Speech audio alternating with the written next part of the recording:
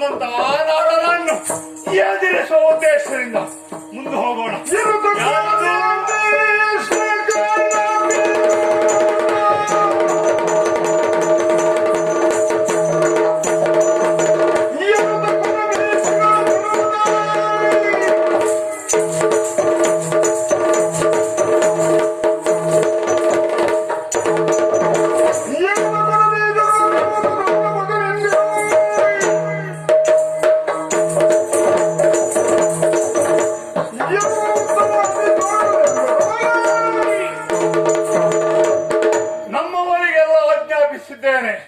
ಸಕಲ ಸೇನೆ ಸಿದ್ಧವಾಗಿದೆ. ನಮ್ಮ ವೀರರೆಲ್ಲ ಹೇಳ್ತಾ ಇದ್ದಾರೆ, ನನಗೆ ಅಪ್ಪಣೆ ಕೊಡಿ, ನಾನು ಮುನ್ನುಗ್ಗಿ ಹೋಗ್ತೇನೆ ಎನ್ನುವುದಾಗಿ.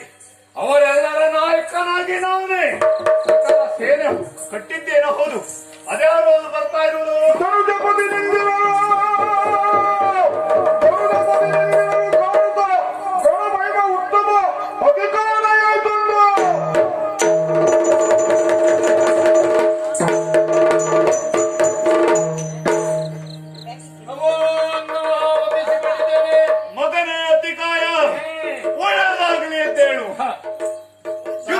ಹೊರಟವನು ನಾನು. ಯಾರು ಬರುತ್ತಿದ್ದಾರೆ ಎನ್ನುವುದಾಗಿ ನಿರೀಕ್ಷಿಸಿದೆ. ಬಂದವನು ಬೇರೆ ಯಾರು ಅಲ್ಲ, ನನ್ನ ಮಗ ನೀನು. ಏನೋ ಬಹಳ ಉತ್ಸಾಹದಿಂದ ಬರ್ತಾ ಇದ್ದೀಯ.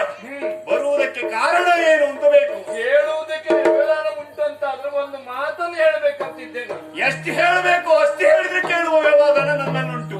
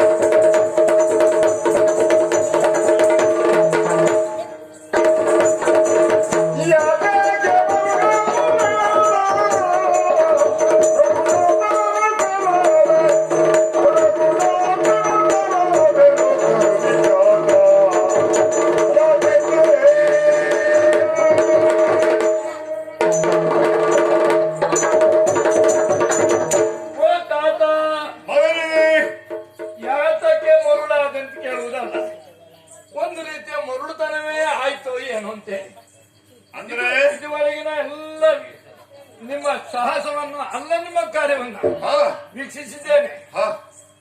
ಇವತ್ತು ಮರುಳಾಟಿಕೆ ಆಯ್ತು ಅಂತ ಆಯ್ತು. ಮರುಳಾಟಿಕೆ? ಹೌದು. ಏನು ವಿಖ್ಯಾತ ನೀವು? ಹೌದಾ? 3 ಲೋಕದಲ್ಲಿ ವಿಖ್ಯಾತಿಯನ್ನು ಪಡೆದವರು ನೀವು. ಕೇವಲ ಭೂಲೋಕದಲ್ಲ, ಸ್ವರ್ಗ ಲೋಕಕ್ಕೂ ದೇವಾನು ದೇವತೆಗಳು ಸಹ ಮಂಡಿಸ್ತಾರೆ. ಅಲ್ಲ, ದೇವಾನು ದೇವತೆಗಳನ್ನು ಮನೆಯಲ್ಲಿ ಇಟ್ಕೊಂಡವ್ರು ನೀವು. ದಿನವೂ ಬಂದು ಇಲ್ಲಿ ಹಾಜರಾಕಿ ಹೋಗ್ಬೇಕು. ಆ ರೀತಿಯಾದ ವ್ಯವಸ್ಥೆಯನ್ನು ಮಾಡಿದವರು ನೀವು.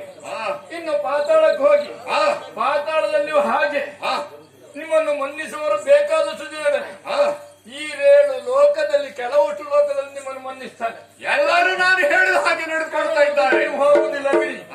ಅದಲ್ಲ, ಲೋಕ ವಿಖ್ಯಾತ ಅಂತ ಹೇಳಿ ಈಗ ಹೆಸರನ್ನು ಪಡೆದ ಆಗಿದೆ, ಇನ್ನು ಪಡೆಯುವುದಕ್ಕಿಲ್ಲ. ರಾಮಚಂದ್ರನು ಹಾಗೆ ಅದನ್ನು ಪಡಿಬೇಕವ ಅಷ್ಟೇ. ಈಗ ನೀವು ಮಾಡಿದ ಕೆಲಸ ಹೇಗಾಯ್ತು? ಅವನ ಬಗ್ಗೆ ವಿಚಾರ ತಿಳಿಯದೆ ಮುಂದುವರೆದ್ರೆ ಏನ್ ಹೇಳ್ಬೇಕು? ಇದು ಮುರುನಾಟಿಗೆ ಆಯ್ತು ಅಂತ ನಾ ಹೇಳಿದ್ದೆ. ಈಗ ಇಲ್ಲಿ ಬಂದು ನೀನು ಮಾತಾಡ್ತೇನೆ ಅಂತ ಹೇಳಿದಿ. ಮಾತಾಡ್ಲಿಕ್ಕೆ ಅವಕಾಶ ಕೊಟ್ಟಾಗ ನೀನೇನೇನೋ ಹೇಳ್ತಾ ಇದ್ದೀಯ, ಸರಿಯಾಗಿ ನನಗೆ ಅರ್ಥ ಆಗಲಿಲ್ಲ. ನಿನ್ನ ಮನಸ್ಸಿನ ಅಭಿಪ್ರಾಯವೇನು ಅದನ್ನು ಹೇಳು.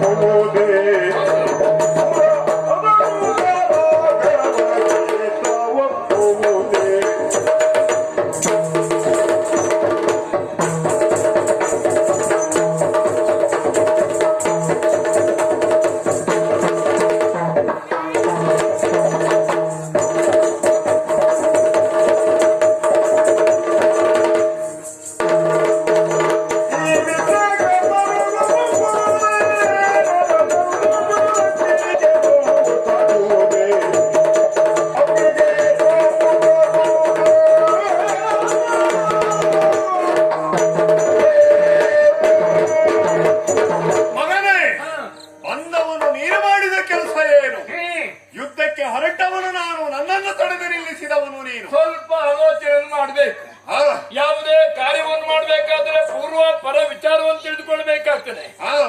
ಯಾವನೋ ಹೇಳಿದ ಮಾತನ್ನ ಒಂದು ಈಟಿಯಿಂದ ನಾನು ಅಂಬರವನ್ನು ಈರ್ತೇನೆ ಅಂತ ಆಡಿದ್ರೆ ಹಾಗೆ ಈಟಿಯಿಂದ ಅಂಬರವನ್ನು ಆಕಾಶವನ್ನು ಇರಿಯುವುದಕ್ಕೆ ಸಾಧ್ಯತೆ ಉಂಟು? ಇರಿದ್ರು ಆಕಾಶಕ್ಕೆ ಏನಾಗುವುದಿಲ್ಲ ಹಾಗೆ. ಆಮೇಲೆ ಈ ಉರಿಯುತ್ತಿರುವ ಜ್ವಾಲೆಯನ್ನ ಎಲ್ಲಿಂದಲೋ ಬಂದ ದುಂಬಿಗಳ ಸಂಖ್ಯೆ ನಾನದನ್ನು ಮುತ್ತಿಕ್ಕಲಿಸ್ತೇನೆ ಅಂತ ಹೇಳಿದ್ರೆ ಮುತ್ತಲಿಕ್ಕೆ ಹೋದ್ರೆ ದುಂಬಿಗಳೇ ಸುಟ್ಟು ಭಸ್ಮವಾಗಿ ಹೋಗ್ತಾರೆ. ಹೌದಲ್ಲ?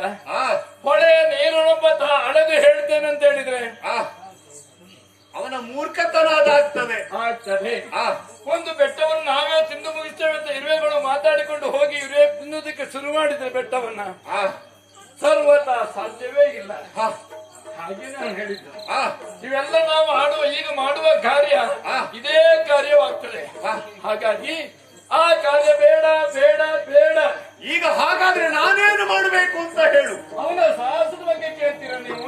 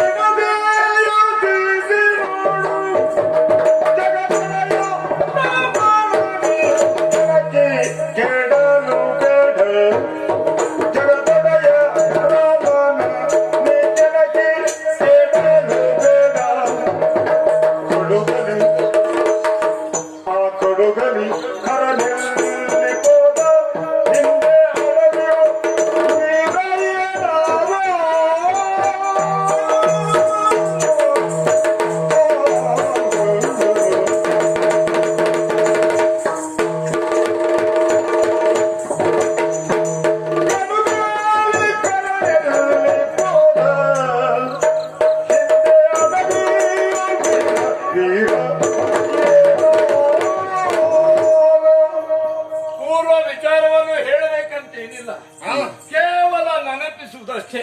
ಏನದು? ಈ ಪ್ರಕರಣಕ್ಕೆ ಸಂಬಂಧಿಸಿದ ಕೆಲವಷ್ಟು ವಿಚಾರಗಳು, ನಡೆದ ಘಟನೆಗಳು ನಾವೊಮ್ಮೆ ಆಲೋಚನೆ ಮಾಡಬೇಕು. ಅಂತ ಘಟನೆಗಳು ಏನು ನಡೆದಿದೆ ಅಂತ ಬೇಕಾದಷ್ಟಾಗಿದೆ. ಕೇವಲ ಉಪನೀತನಾದ ಈಗ ರಾಮನ ಪರಾಕ್ರಮದ ಬಗ್ಗೆ ನೀನು ಹೊರಲಿಕ್ಕೆ ಹೊರಟದ್ದ? ರಾಮನ ಪರಾಕ್ರಮದ ಬಗ್ಗೆ ಒಮ್ಮೆ ನೋಡಿ. ಉಪನೀತನಾದ ರಾಮಚಂದ್ರ ಹಾಗೆ ವಿಶ್ವಾಮಿತ್ರರು ಯಾಗರಕ್ಷಣೆಗಾಗಿ ಬರಬೇಕಂತೇಳಿ ಕೇಳಿಕೊಂಡಾಗ ಮೊದಲು ಒಪ್ಪಲಿಲ್ಲ, ಅದ್ ನಂಗೆ ಬೇಡ. ಆಮೇಲೆ ಬಂದ ಮಾಡಿದ ಕಾರ್ಯವನ್ನು ಒಮ್ಮೆ ಆಲೋಚನೆ ಮಾಡಬೇಕು. ನೀವೇನು ಮಾಡಿದ್ರಿ? ನಿಮ್ಮ ತಂಗಿಯಾದ ಶೂರ್ಪನಖೆಯನ್ನು ಯಾವುದೋ ಕಾರಣಕ್ಕಾಗಿ ವಿದ್ಯುದ್ಯವನ್ನು ನೀವು ಕೊಂದ್ರಿ. ಅದು ಪ್ರಮಾದವಾಗಿ ಆಗಿ ಹೋಗಿತ್ತು. ಆಮೇಲೆ ಅವಳು ಗೋಳೆದುಲಿಕ್ಕೆ ಶುರು ಮಾಡಿದಾಗ ನಿನಗೆ ಸ್ವತಂತ್ರವನ್ನು ಕೊಟ್ಟಿದ್ದೇನೆ, 16,000 ರಕ್ಕಸರನ್ನು ಬೆಂಗಾವಲಿಗಾಗಿ ಕೊಟ್ಟಿದ್ದೇನೆ, ಹಾಗೆ ಹೇಳಿ ಕಳಿಸಿಕೊಟ್ಟವರು ನೀವು. ಶೂರ್ಪನಖೆ ಎಲ್ಲಿಗೆ? ದಂಡಕಾರಣ್ಯಕ್ಕೆ ಕಳಿಸಿಕೊಟ್ಟವರು. ಹೋದವರು ಸಾಧಾರಣದಲ್ಲ, 16,000 ಜನರು ಸಹ ಶಿವನನ್ನ ವಂಚಿಸಿ ವಧಿಸಿ ವರ ಬಲಾನ್ವಿತರು, ಅವಾಧ್ಯ ಆಗಿದ್ದಂತವರು.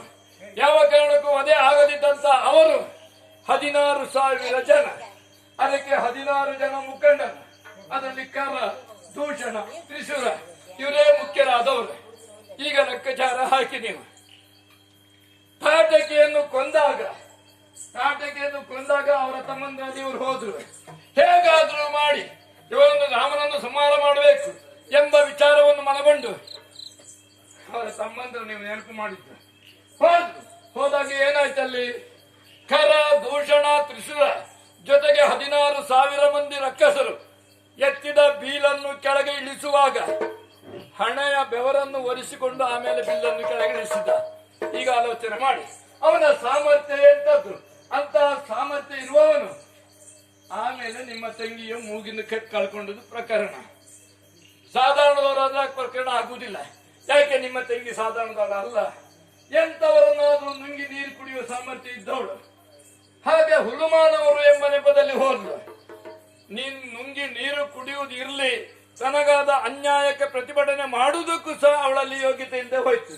ಈಗ ಆಲೋಚನೆ ಮಾಡಿ, ಅಂತ ಸಾಮರ್ಥ್ಯ ರಾಮ ಲಕ್ಷ್ಮಣನಲ್ಲಿ ಉಂಟು. ಹಾಗಾಗಿ ಇನ್ನು ಭಜಕರೆಲ್ಲ ಹೇಳುವುದು ಹಾಗೆ, ರಾಮ ಲಕ್ಷ್ಮಣ ಸಾಧಾರಣದವರಲ್ಲ, ಸಾಮಾನ್ಯ ವಿಷ್ಣುನೇ ಇಲ್ಲಿಗೆ ಧರೆಗೆ ಇಳಿದು ಬಂದವನು ಹಾಗಂತ ಹೇಳ್ತಾರೆ. ಅದರಿಂದ ಯಾಕೆ ನಿಮಗಿದು? ಈಗ ನೀವು ಆಲೋಚನೆ ಮಾಡಬೇಕಾದಷ್ಟೇ. ತಪ್ಪಾಗಿದೆ, ತಪ್ಪಾದವನು ತಿದ್ದಿಕೊಳ್ಳಬೇಕಾದ ಧರ್ಮ. ಒಬ್ಬ ಎಡೆ ಬೀಳ್ತಾನೆ, ಬಿಟ್ಟದಲ್ಲೇ ಇದ್ರೆ ನಾನು ಬಾಯಿ ಬಿಟ್ಟು ಹೇಳುವುದಿಲ್ಲ, ಹಾಗಾಗ್ತದೆ. ಮೂರ್ಖ ಅಂತ ಹೇಳ್ತಾರೆ, ಅದ್ ಬೇಡ, ನಾನು ಹೇಳಲಿಕ್ಕೆ ಆಗುದಿಲ್ಲ. ಎದ್ದು ನಡೆಯುವ ಪ್ರಯತ್ನ ಮಾಡಬೇಕು. ಹಾಗಾಗಿ ನಾವು ಹೇಳುವುದಿಷ್ಟೇ. ಈಗ ಇಲ್ಲೇ ಬಂದು ಏನೇನೆಲ್ಲ ಹೇಳ್ತಾ ಇದ್ದೀಯ ಅದಲ್ಲ, ಈಗ ನಾನೇನು ಮಾಡಬೇಕು ಅದನ್ನೇ ಹೇಳು.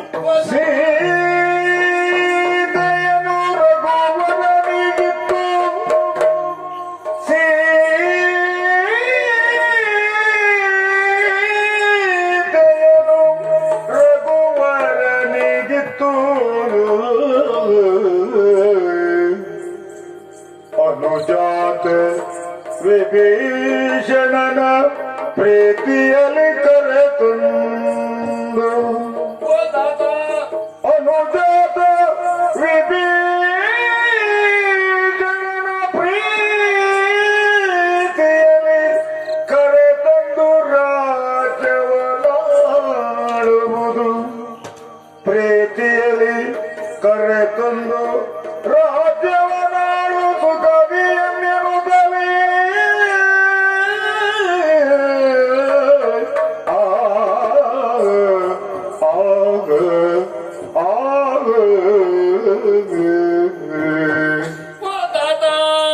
ಮಗನೇ, ನೀವು ಬಾಳಿ ಬದುಕಿದ ದಿನಗಳನ್ನೊಮ್ಮೆ ನಾವು ಆಲೋಚನೆ ಮಾಡಿದೆ. ಎಂತ ವೈಭವೀತವಾದ ಜೀವನವನ್ನು ನಡೆಸಿದ್ದೀರಿ. ಈಗ ನಾನು ಆಲೋಚನೆ ಮಾಡುವುದಷ್ಟೇ. ನಮ್ಮಿಂದ ಬೇಕಾದಷ್ಟು ತಪ್ಪು ಆಗಿರಬಹುದು, ಅದನ್ನು ಯಾರು ಪ್ರಶ್ನೆ ಮಾಡಲಿಲ್ಲ. ಈಗ ನೀವು ಮಾಡಿ ತಪ್ಪು ಸೀತೆಯನ್ನು ತಂದ ದುರ್ಲೋಕ ಪ್ರಶ್ನಿಸುವ ಹಾಗಾಗಿದೆ. ಆದ್ರಿಂದ ಹೇಳ್ತೇನೆ, ಮತ್ತೇನಲ್ಲ, ಪ್ರೀತಿಯಿಂದ ಆ ಸೀತೆಯನ್ನು ರಾಮನಿಗೆ ತಂದು ಒಪ್ಪಿಸಿ ತಪ್ಪಾಯ್ತು ಅಂತ ಬೇಡಿಕೊಳ್ಳುವುದು, ಆವಾಗ ನಮಗೇನು ನಮ್ಮ ಮರ್ಯಾದೆ ಕುಂದಾಗುವುದಿಲ್ಲ. ಕ್ಷಮಾ ಮಹಿಮರಾಮ ಎಲ್ಲರನ್ನೂ ಸಂರಕ್ಷಿಸುವ ಹೊಣೆಗಾರಿಕೆ ಹಿಡ್ಕೊಂಡಿದ್ದಾನೆ. ಯಾವತ್ತು ನಮ್ಮನ್ನು ಶಿಕ್ಷಿಸಕ್ಕೆ ಮುಂದಾಗುವುದಿಲ್ಲ. ಆಮೇಲೆ ಇನ್ನೊಂದುಂಟು, ನೀವು ಇದುವರೆಗೂ ಬೇಕಾದಷ್ಟು ಕಾಲ ಮೊನ್ನೆವರೆಗೂ ಸಹ ಹಾಗೆ ಇಡೀ ಲಂಕೆಯನ್ನ ಬಿಟ್ಟು ನಿಮ್ಮದೇ ಆದ ವ್ಯವಹಾರಕ್ಕೆ 3 ಲೋಕದ ಸಂಚಾರ ಮಾಡುವಂತ ಪರಿಸ್ಥಿತಿ ಬಂದಾಗೆಲ್ಲ ಏನು ಆಜ್ಞೆ ಮಾಡದೆ ತಮ್ಮನಾದ ಭೀಷಣ ಮೇಲೆ ಇಟ್ಟು ಹೋಗ್ತಿದ್ದೀರಿ. ನನ್ನ ಚಿಕ್ಕಪ್ಪನ ಮೇಲೆ ಎಲ್ಲ ಹೊಣೆಗಾರಿಕೆಯನ್ನು ಕೊಟ್ಟು ತಾವು ಮುಂದೆ ಹೋಗ್ತಾ ಇದ್ದೀರಿ. ಹಾಗಂತ ನೀವು ಬರುವವರೆಗೆ ಈ ಸ್ವರ್ಣಲಂಕೆದ ಒಂದು ಈಳಿತ್ತು ನೋವಾಗದ ಹಾಗೆ, ಕುಂದು ಬಾರದ ಹಾಗೆ ನಮ್ಮ ಚಿಕ್ಕಪ್ಪ ಇಲ್ಲಿಂದ ನೋಡಿಕೊಂಡು ಬಂದರು. ಕೇವಲ ಒಂದು ನ್ಯಾಯದ ಮಾತಿಗಾಗಿ ಅವನನ್ನು ದೂಡಿ ಈ ಪ್ರದೇಶದಿಂದ ಹೊರಗಾಕಲಾಯಿತು. ಹೊರಗೆ ಹಾಕಿದ್ರೆ ಧರ್ಮದ ಪಕ್ಷ ಅಂತೇಳಿ ರಾಮನ ಪಕ್ಷ ಸೇರಿಕೊಂಡ. ಅದು ಬಿಡಿ, ಈಗ ನಾವು ಪ್ರೀತಿಯಿಂದ ಅವನನ್ನು ಕರೆಸಿಕೊಂಡ್ರೆ ಅದು ಒಳಿತಾಗ್ತದೆ. ಅದಲ್ಲದಿದ್ರೆ ಇನ್ನೊಂದು ಮಾತು ಹೇಳ್ತೇನೆ, ಯಾವತ್ತು ತಾಯಿಯ ಮಾತಿಗೆ ಎಲ್ಲರೂ ಬೆಲೆ ಕೊಡ್ತಾರೆ. ನೀವು ಹಾಗೆ ಮಾಡಲೇ ಇಲ್ಲ. ತಾಯಿಯ ಮಾತು ತಾಯಿ ಹೇಳಿದ್ದೇನು. ವಿಭೀಷಣ ಏನೋ ತಪ್ಪು ಮಾಡಿರ್ಬೋದು, ಹೊರಗೆ ಹಾಕುವ ಕೆಲಸ ಮಾಡಬೇಡ, ಸರ್ವತಾ ಮಾಡಬೇಡ. ಎಷ್ಟಾದ್ರು ನಿನ್ನ ತಮ್ಮ, ನಾನು ಇರುವವರೆಗೆ ಬದುಕಿರುವವರೆಗೆ ನನ್ನ ಮಗ ವಿಭೀಷಣ ಇಲ್ಲೇ ಇರ್ಲಿ ಅಂತ ಹೇಳಿದ್ರು ತಾಯಿ ಕೈಕಸಾದೇವಿ. ತಾವು ಅದನ್ನ ಕೇಳಲೇ ಇಲ್ಲ. ಆ ಮಾತನ್ನು ಕಿವಿಗೆ ಬುದ್ರೆ ಈ ಕಡೆ ತಿರುಗಿ ಹೋದ್ರಿ. ತಾವು ಹೋದವ್ರು ಏನ್ ಮಾಡಿದ್ರಿ? ಎಲ್ಲರನ್ನು ಹೇಳಿ ಈ ಭೀಷಣ ಈ ಲಂಕಾಪುರದ ಹೊರದೂಡಿಸಲ್ಪಟ್ಟಿದ್ದೀರಿ. ಈಗ ನಾನು ಹೇಳುವುದು, ಪ್ರೀತಿಯಿಂದ ಅವನನ್ನು ಕರೆದುಕೊಂಡು ಬರಬೇಕು. ಸೀತಾ ಮಾತೆಯನ್ನ ಪ್ರೇಮದಿಂದ ತೆಗೆದುಕೊಂಡು ರಾಮನಿಗೆ ಅರ್ಪಿಸಬೇಕು. ಇದನ್ನು ಮಾಡಿದ್ರೆ ನಮ್ಮ ರಕ್ಷಸ ತಂದೆ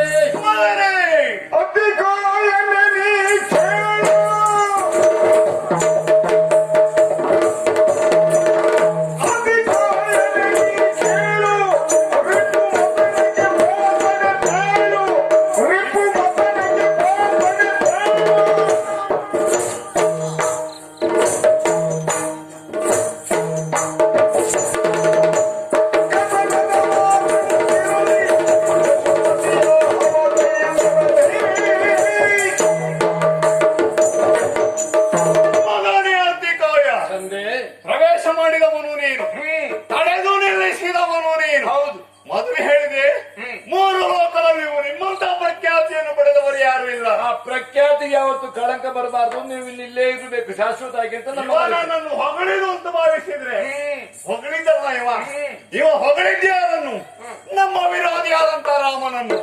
ಅವ ಏನು ಸಾಮಾನ್ಯದವನಲ್ಲ, ನಮ್ಮವರಾದಂತ ಕರದೂಷಣರು. ಅಷ್ಟೇ ಅಲ್ಲ, ಮಾರೀಚ ಸ್ವಭಾವಗಳು ಅವರೆಲ್ಲ ಮಹಾಬಲಾನ್ವಿತರು. ಅವರನ್ನು ಕಳ್ಕೊಂಡಿದ್ದೇವೆ.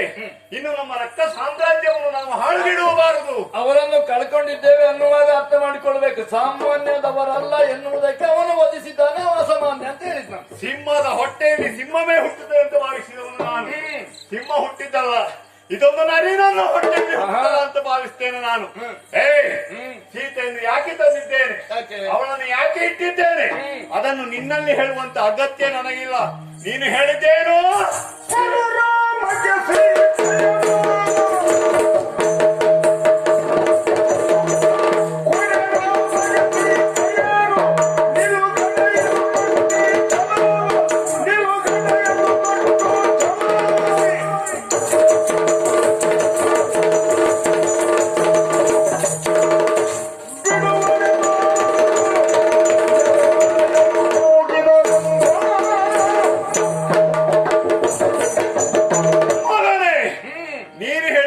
ಕೇಳುವುದಕ್ಕೆ ಇರುವವನು ನಾನಲ್ಲ.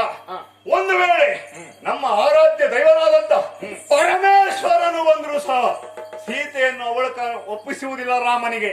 ತರುವ ಉದ್ದೇಶ ಏನು ಅಂತ ನನಗೆ ಗೊತ್ತುಂಟು. ನಿನ್ನಲ್ಲಿ ಸಾಮರ್ಥ್ಯ ಉಂಟು ಅಂತ ಆದ್ರೆ ಹೋಗಿ ದೂರವನ್ನು ಎಸೆಗು, ಇಲ್ಲ ಅಂತ ಆದ್ರೆ ಕೈಗೆ ಬಳೆ ತೆಗೆದು ಕಟ್ಟಿಕೊಂಡು ಒಳಗೆ ಹೋಗಿ ಮಲ್ಕೋರಿ. ಹೌದು ಮತ್ತೆ